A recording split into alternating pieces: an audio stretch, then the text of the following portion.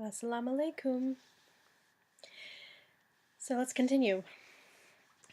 And an astronomer said, Master, what of time?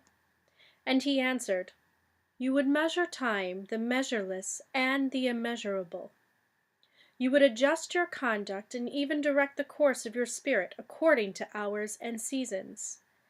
Of time you would make a stream upon whose bank you would sit and watch its flowing.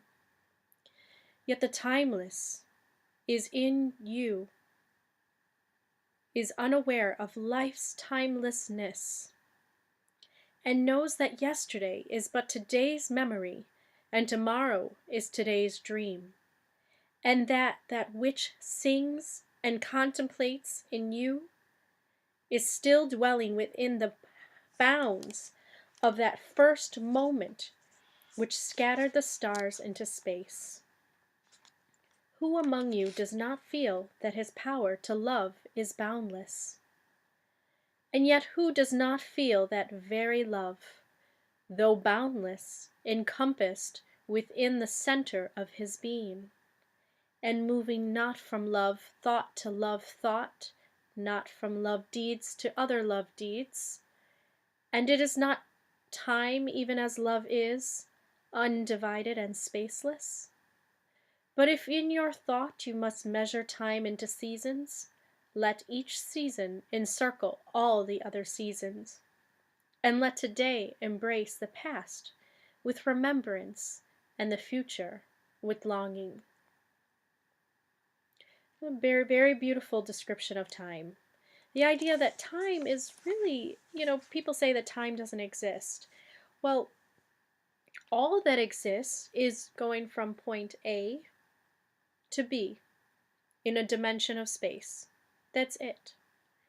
And when we live our life, we go from A to B to C to D. We go all over the place sometimes. We don't go linear. Maybe we go around in circles, hills, whatever.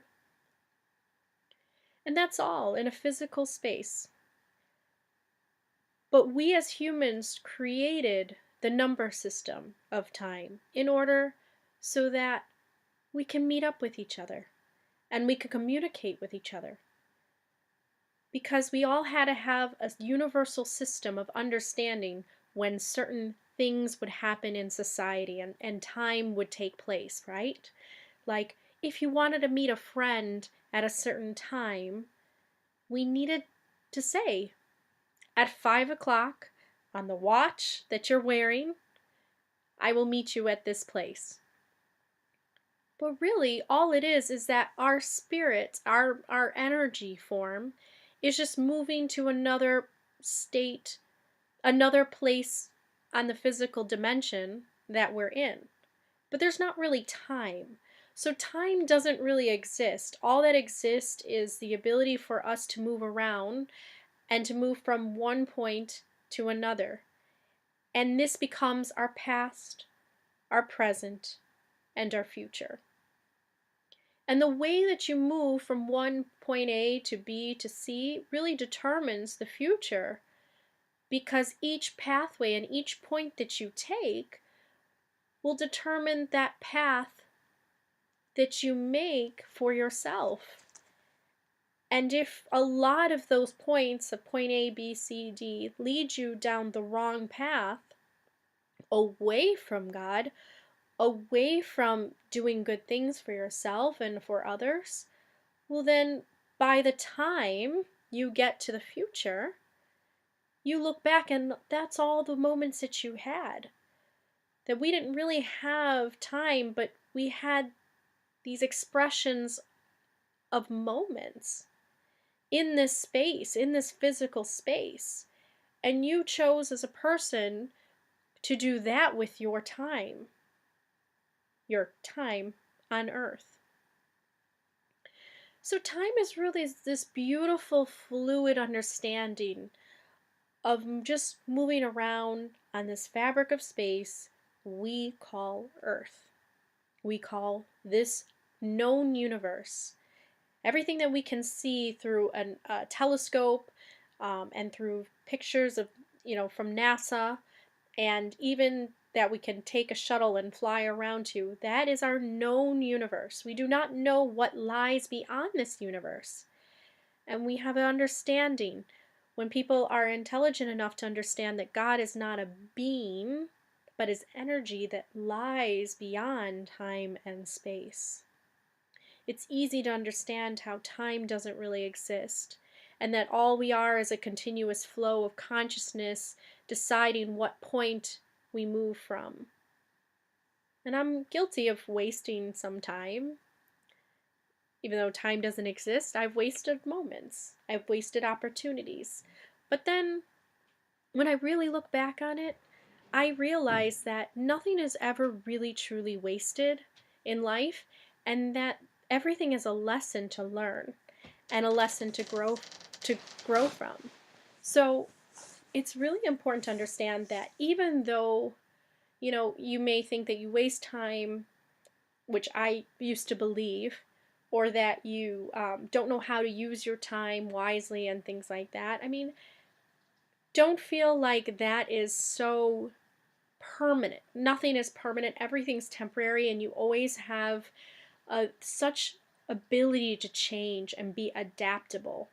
And I believe that is one of the greatest gifts that we are given, is we are given complete free will, that even the most evil person right now on this planet, even if the most evil person right now on this planet decides that before they get to their deathbed, they will change their point A from B to C and where they are going, even if they decide to change and to do good for others, Allah is merciful. We'll see that change within that person. We'll see that soul taking a new direction, repenting, changing completely, transforming themselves into a new state and a new higher awareness. And that is so important. That is so important for people to understand, is that is exactly how Allah is merciful. That until you get to your deathbed, you are given all of the moments in your life to come back voluntarily to God and to find your pathway. And that is how we have such a merciful Creator. We have all the freedom in the world to come back. We are never stuck on just one linear timeline. We can always make a change. It's sad, though, that some people never seek to make a change. That when they become so corrupted and so evil, sometimes it takes the strength of 50 men to pull them out of this ego self that they are right, and that the way that they harm others is right and justified. And that's what the Quran means, and the idea that, as a person goes further and further away from God and into doubt and starts to really mock and ridicule believers, and things get really dark for them, Allah will keep them in their darkness, will make them even taste the bitterness of their blindness even further, because they have not lifted themselves, they have not tried, they have not put the effort, they have not changed their time on earth. But we are given up to that moment of death when we leave this physical shell of our bodies right now and we enter into the beyond. We are given all the time we need in order to make that choice. And Allah knows best.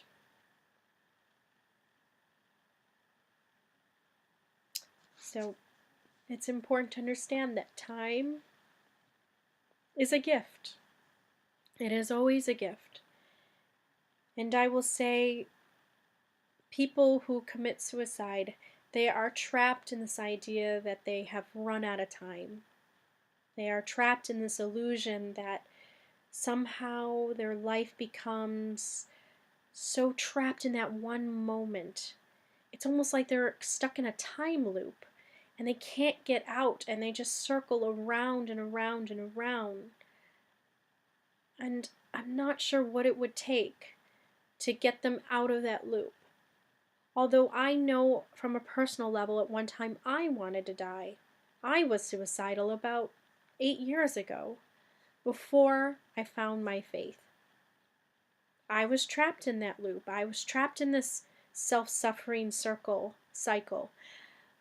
Something, I don't know what it was, something inside of me pulled myself out of it. I wanted to live. I wanted to see beyond this circle that I was stuck in. I wanted to get out of this cycle, and I wanted to move on to a new linear place. And I'm not sure why other people can't do that. And I feel so sad for those souls that get trapped in that place. I have been there. I'll never condemn a suicide. I'll never say that they end up in hell, but I have compassion to understand that they are trapped. And when we see someone is suicidal in this life, we need to teach them that time doesn't exist, and that they are in a certain period in their life where things seem overwhelming and unmanageable from that perspective. But from a higher perspective, if they step back a bit and they go to a higher consciousness state, they may be able to see beyond that little circle that they're trapped in, and maybe they can jump over that circle and then go back onto the path that they are trying to be on in order to have a good life. I don't know what the answer is for suicide, but I will know that that comes to mind when I think about time, because I believe that suicide happens when the spirit stops thinking that they have any more time left. And I just want people to know, because I have been through it. I know what it feels like to be trapped in this little cycle. It's like you're in like the eye of a hurricane and you can't see beyond. But if you can just move to the center of the hurricane and you can look around you and you can see everything swirling around you, but you know, because you're stepping back, you know that beyond that wall of water, that there's smooth water ahead. If you could just get beyond that, I believe that that's how people can push them out of suicidal thoughts, of wanting to escape this physical matrix.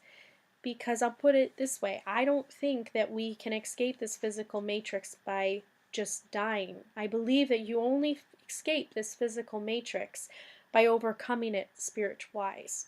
If you overcome it spiritually, vibrationally, and mentally, and you come back to God while you are in body, I believe that is how you actually get out of the physical matrix that we are put into, so that we can learn the lessons. So I hope that, anybody who is ever watching this video, and if you ever feel suicidal thoughts, you understand now where it comes from, that you are stuck in this perspective right now. But if you can just get over that narrow perspective, and if you can go beyond time and understanding of your limitations of it, maybe that can help you. That's what helped me. So I wish you the best in that. All right, I'm going to go on. And one of the elders of the city said, "Speak to us of good and evil." And he answered, "Of the good in you I can speak, but not of the evil.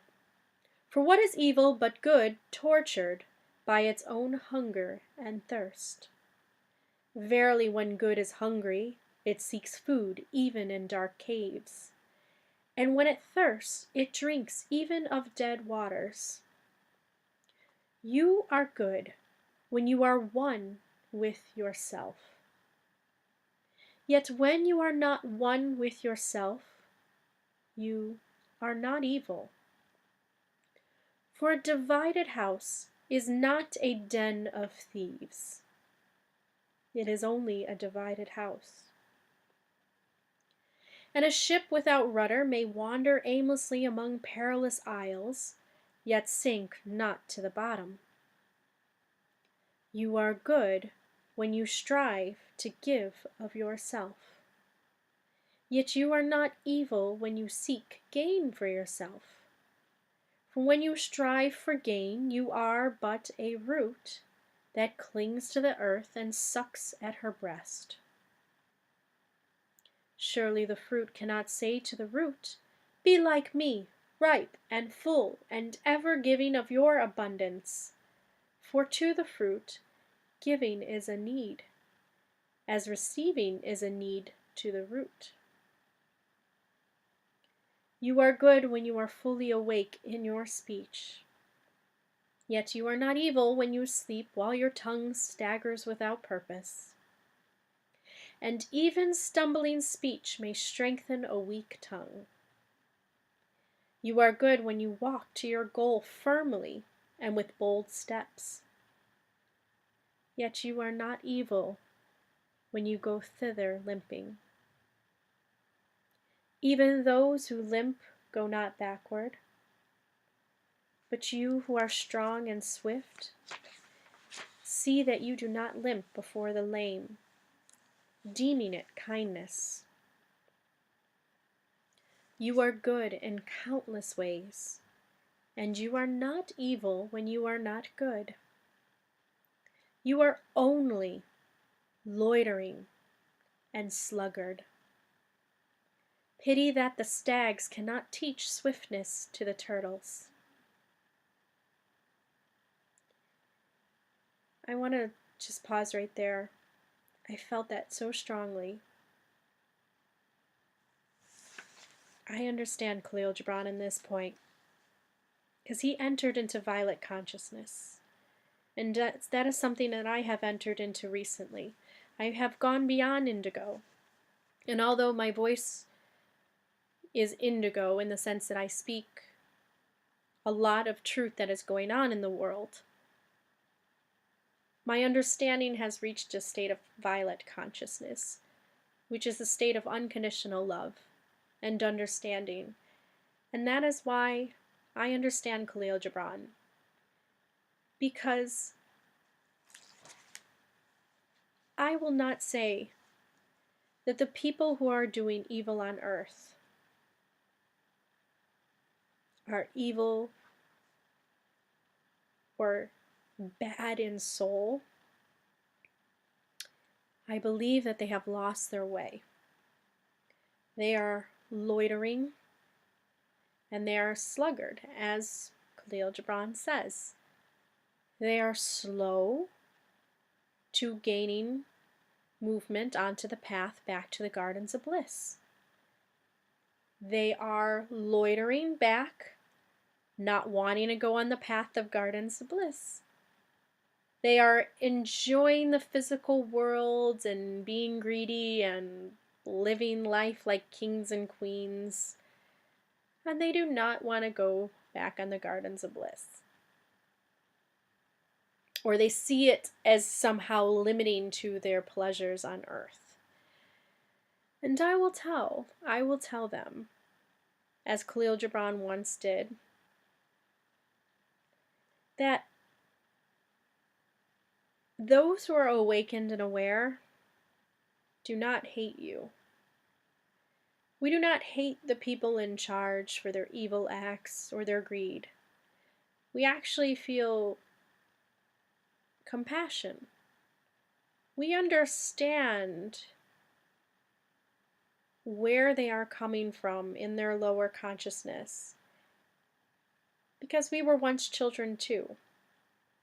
We were once at those lower consciousnesses in our own lives, and we understand the need of for survival, the need to feel special or powerful, the need to feel, taken care of financially, the need to feel all these things.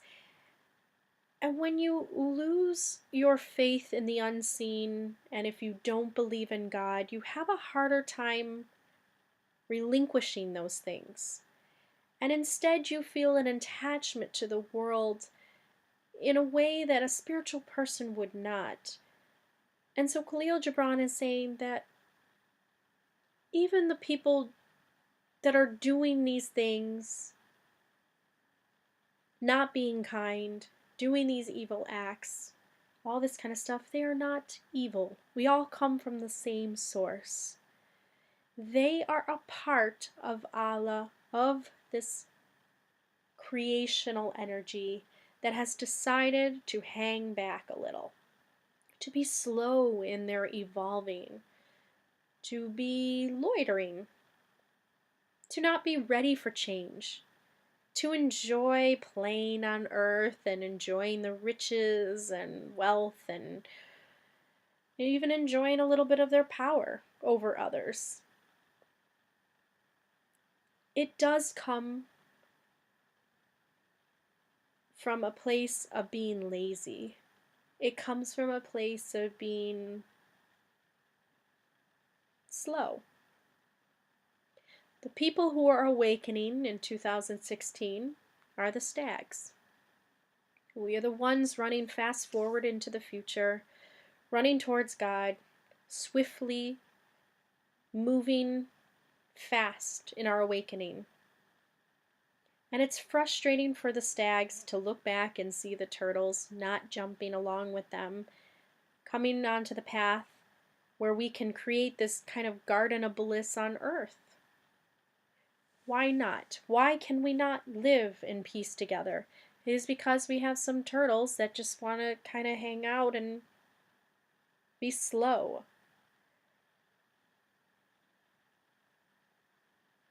I understand Khalil Gibran in this.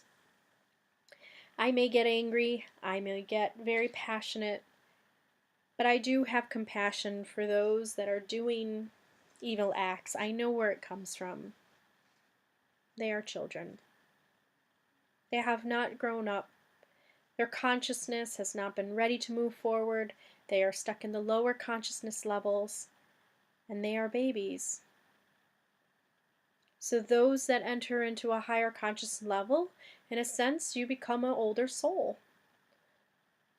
Your some total of experiences in your life, you gain all this knowledge and wisdom, and you become an older soul. I am an old soul. I do not understand a younger soul and their needs. I can understand it on a level with knowing that once I was there and I have compassion, I understand. What gets frustrating is for me to see someone choosing to stay there at the lower consciousness level. That is frustrating because then I start to see, why would someone choose that path? And that's something that I'm trying to still work out in my own mind. Why are there people, in head of corporations who choose to make others suffer? This is something that I'm trying to understand, and maybe I won't ever. But Khalil Gibran was able to see that they in themselves, since they come from Allah as well, and we come all from the same source, they themselves are not dark or evil souls. They are simply slower to awakening to their true self. And their true self is aligned to God, that we originally were in the state in the gardens of bliss before Adam chose to experience the physical. And I wouldn't even say he chose. He was forced into the physical in order to learn true knowledge instead of just taking it. And that's the story of life. We're here to learn and gain true knowledge. And those at the top, they become very lost on the path. And I will take it one step further, Khalil Gibran. Even though he was saying they were loitering and sluggard, I will say that there are some that have become so sluggard in their path that they actually believe that they are God now. If you want to think about it visually, okay, so we have the path. So let's just say God is at this point, right? Here, I'll do this. Let's say God is up here, right? Or even up here somewhere. And we have lower consciousness, like hanging out on the bottom. And we have the stags, as Khalil Gibran calls it, the awakened ones, the indigos, the violet consciousness humans right now on Earth. We're awakening. So we are up here, right? We're aligning ourselves to coming back to God. And we have the lower consciousness just kind of hanging out and causing war, destruction so that they can make money and have lots of women and enjoy their time and their physical pleasures on earth.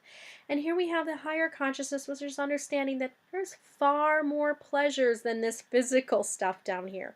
We are actually experiencing spiritual pleasures, and we are looking at these people like, hey guys, come on, join us. Join us. Why aren't you joining the party? We can all be in peace. We can all be in happiness. Why are you doing this? That's how I see it. I don't hate these guys. I just want them to join us. And I know that they will in their time. But it is getting sad because I feel that these people, they are such lower consciousness. They actually believe that they're in charge of everything. Their ego has kind of taken over, and they've been misled by Iblis so much that they are just they're so far away. As you can see, they're far away from God. So they believe that God doesn't exist, or they don't understand it, or they don't understand the way that religion or spirituality exists, and they believe that they actually are gods of us. So they rule our lives and they control our lives through the market, and they're playing with war and creating profit through that means. And I hope that these guys one day can wake up and join us. And we can all be here. And I believe that we'll call it advanced alien civilizations like the Pleiadians and some other ones that haven't ever abducted humans, but they only send messages. They're not like the Greys, they're not part of the abduction program that's going on. They're actually just kind of sending messages and helping mankind.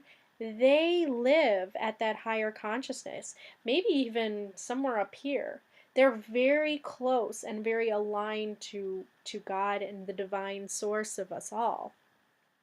So I believe that that's what Khalil Gibran was trying to say, is that when you get to the point of higher consciousness, you no longer hate or see evil necessarily as a dividing factor. You see people who are evil or who do evil acts as lower consciousness. They are just slow in their development. In your longing for your giant self lies your goodness. And that longing is in all of you. Your giant self is. In your longing to understand the true nature of God is when someone starts to align themselves to their own goodness. But in some of you, that longing is a torrent rushing with might to the sea, carrying the secrets of the hillsides and the songs of the forest. And in others, it is a flat stream that loses itself in angles and bends and lingers before it reaches the shore. But let not him who longs much say to him who longs little, wherefore are you slow and halting? For the truly good ask not the naked, where is your garment? Nor the houseless, what has befallen your house? So Khalil Gibran is saying, these people in higher consciousness, when they are aligned to God, I like my little, I'm so visual. I hope you guys understand me. But when, if God's in the higher realms, if the people living on earth that are in higher consciousness are not blaming necessarily the lower consciousness and forcing them into joining them, but more so just understanding, having sympathy, compassion, being patient maybe, I believe that that is truly the most peaceful way to change, because you cannot force peace. The people at the higher consciousness levels know that they cannot force peace on the lower consciousness. There's no way. I mean, peace and force are, they're oil and water. They don't mix. So the higher consciousness people have to just be patient, have compassion, have understanding, be vigilant, don't be blind and be misled by their ideas, but be patient and understand that we all eventually get back to the source. And if we don't, yeah, Allah will show them the truth in the end. Then a priestess said, "Speak to us of prayer."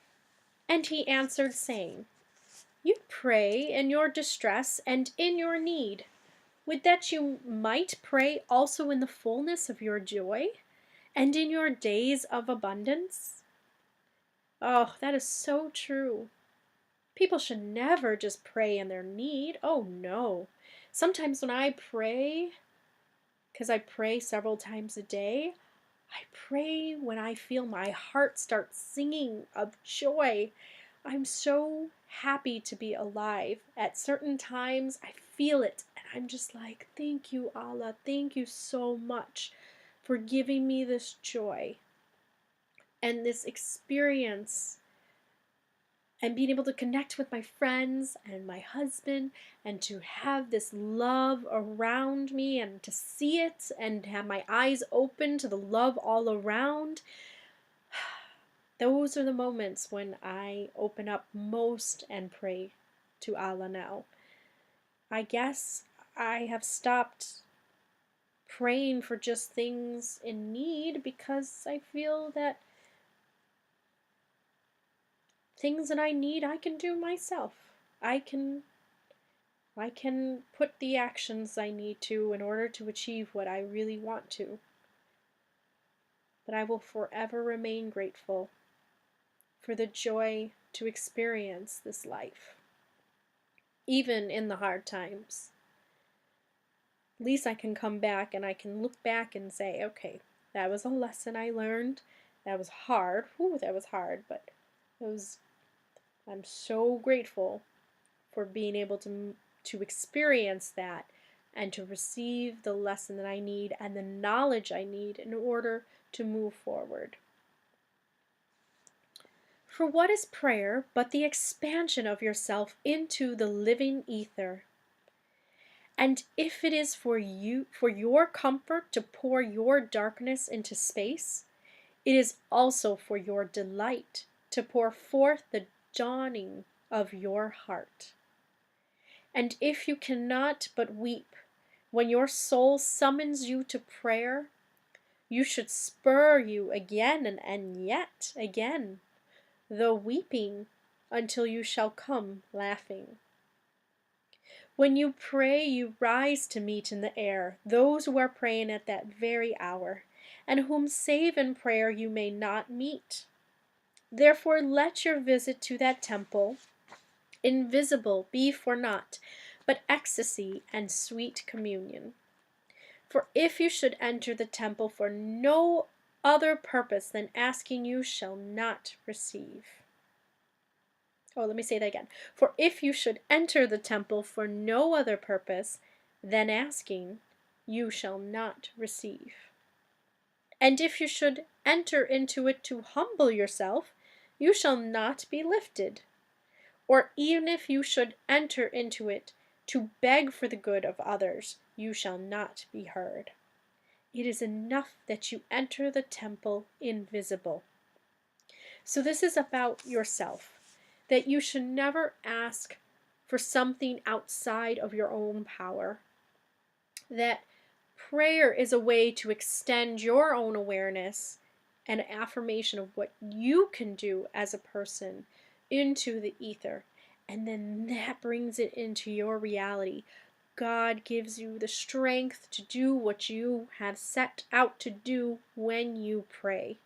So pray for the good things in your life, the strength to do the things that you want to be able to do. That is the best way that you can pray.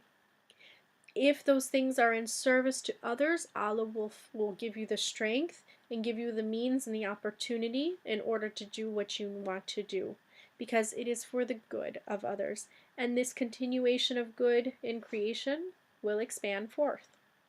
If you are using God as a shopping list, or to hex another person, or to create goodness in others, or whatever, like if it's all about forcing your own will on another human being, Allah will not answer that. You are responsible for your own soul. You can that's why spells do not work, or you should not even be involved in them when they are about another person. You should never enforce your own will on another human being by prayer or by spell or hex. That is like the most evil thing you can do, because it intervenes on their own self-expression, their own journey. It is taking away their experience. And it is a prayer that will never be answered. Maybe it works in magic, black magic, I don't know. I don't delve on that side at all.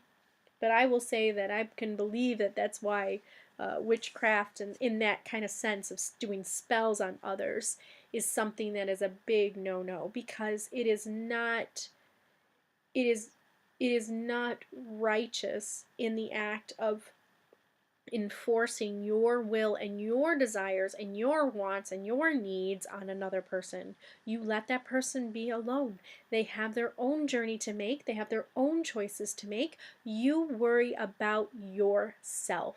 And if we all started to worry about ourselves, we would stop insulting each other, stop judging each other, and just be responsible, and we would advance as beings. We would be a beautiful species together that would be united in a higher consciousness idea of being responsible and taking responsibility for our own actions, and not judging others and insulting others and trying to, oppress others. We wouldn't enforce our own will on another person. Our will would only be ours, and we each would be free. And that would be beautiful. I cannot teach you how to pray in words. God listens not to your words, save when He Himself utters them through your lips. Let me tell you, that is why the Quran does not teach you how to pray exact words. Yes, there are people that say, oh, you have to do this, and they get that from the hadiths, or they get that from their teachers in Islam that come up with some interpretations. There is no exact prayer within the Quran revelations. Everything is from your heart, from your truth that comes out of you in order to seek Allah's guidance and Allah's understanding of knowing that you are in service. You are in service to this light and this source of energy. There is no robotic words to speak and make everybody the same. Everybody has a unique path, and their words are going to be unique because everybody's will and service and duties on earth are kind of all different and unique, because we all have different gifts and different things that we can offer. So that's really important to understand. But I will say, this is really kind of a beautiful idea here. And it's, man, it is hard because we live in so many different nations. And time is always different because of, time is different in different time zones now for humans. But it says, when you pray, you rise to meet in the air those who are praying at that very hour. There has been lots of studies done that people who meditate at the same time, groups of people that meditate at exactly the same time, do somehow positively affect the world. There is actually, I think, a video about that they conducted an experiment to see that, if they had huge groups of people doing meditation, of prayer, of aligning themselves to God by just being silent and being true within themselves, they were able to actually see that there were less negative events happening at that time in the world. Um, so there is something there about the power of meditating and prayer at the same exact time. So, yes, when Islam started, this is why Muhammad started to teach people. We all pray at the same time. The call to prayer happens. Everybody bows down, prays at the same time. Everybody gets up and prays at the same time. Everybody just comes back in the daytime, prays at the same time. Because that synchronicity um, with each other will bring about a large mass of energy in a positive way. Um, Now it's very hard. I cannot pray at the same time others do, my other brothers and sisters across the world. But in that idea that we can pray, if we can all get on the same schedule, that is how our positive energy, our thoughts that are aligned to God can make a great change in the world. And I believe that that's what the whole idea about praying at the same time during the day because of meditation. So that's what Khalil Gibran means, that right here where it says, when you pray, you rise to meet in the air those who are praying at that very hour. When you rise to meet, so when you rise up in the morning and you pray, your thoughts, your intentions meet in the air, in the energetic fields above us, and connect to other people that are praying at that very hour. And that's very powerful. I cannot teach you how to pray in words. God listens not to your words save when He Himself utters them through your lips. And I cannot teach you the prayer of the seas and the forests and the mountains. But you who are born of the mountains and the forests and the seas can find their prayer in your heart. And if you but listen in the stillness of the night, you shall hear them saying in silence, Our God, who art out winged self, it is thy will in us that willeth. It is thy desire in us that desireth. It is thy urge in us that would turn our nights which are thine into days which are thine also. We cannot ask thee for aught, for thou knowest our needs before they are born in use. Born in us, sorry. Thou art our need, and in giving us more of thyself, thou givest us all. So what Khalil Gibran is saying is that when we are silent within ourselves, we know what to say to God. Just as the mountains and the forests and nature is said to bow to God, so are we part of that creation. We will know what to do. So there are no words that need to be taught, to be spoken, to have an exact prayer. This is something that the Catholics have done, and everybody kind of has the same prayer. But then there's also different branches of Christianity and Catholicism, so there's different prayers. But Khalil Gibran is saying, pray with the idea of wanting to seek for the true nature of yourself that is connected to God, connected to a higher source, and you are not just this little carbon-based human. We are energy, we are spirits that are just inside of this vessel for a temporary time. And when you are still in meditation and in prayer, you connect to that. And that is the beauty of prayer and meditation. It is not to control. It is in order to connect and to align. So those that have said that prayer is a form of control, or why do you pray, it's not important, blah, blah, blah, they're not understanding that it is a direct pipeline to the unseen but felt, which is God, which is Allah.